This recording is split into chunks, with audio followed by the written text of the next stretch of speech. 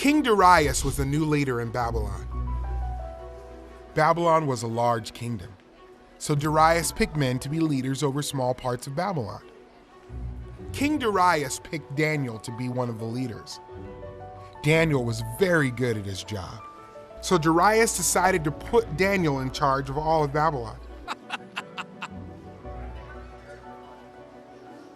When the other leaders heard about this, they were jealous. They watched Daniel and waited for him to do something wrong so they could get him in trouble. But Daniel did what was right. The leaders knew Daniel obeyed God, so they made a plan to get Daniel in trouble for praying. They went to King Darius and said, "King, all of your leaders think it would be a good idea to pass a new law. For the next 30 days, no one may pray to any god or man except to you. Anyone who disobeys the law will be thrown into the lion's den." King Darius agreed to pass the new law. Daniel knew the law meant he was not allowed to pray to God. Still, Daniel went into his house and prayed to God 3 times a day, just like he had always done. The jealous leaders saw Daniel praying, and they told the king that they had seen Daniel praying to God.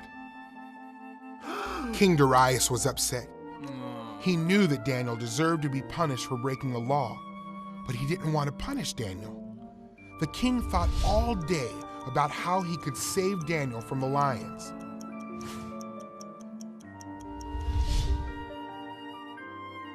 The law can't be changed, the men reminded King Darius. So King Darius ordered Daniel to be thrown into the lion's den.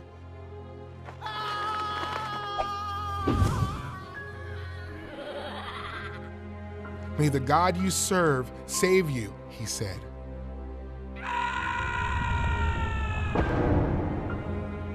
The king went to his palace for the night. He did not eat and he could not sleep. He thought about Daniel with the lions.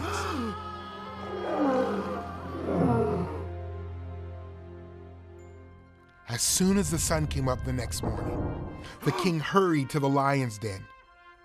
He cried out, "Daniel, has your God rescued you from the lions?" Daniel shouted back, "God sent his angels to shut the lion's mouth. I am safe." The king was so happy. He ordered for Daniel to be taken out of the lion's den. Daniel wasn't hurt because he had trusted in God. King Darius made a new law. He wrote that everyone must respect God. King Darius wrote, "He is the living God. He has rescued Daniel from the power of the lions."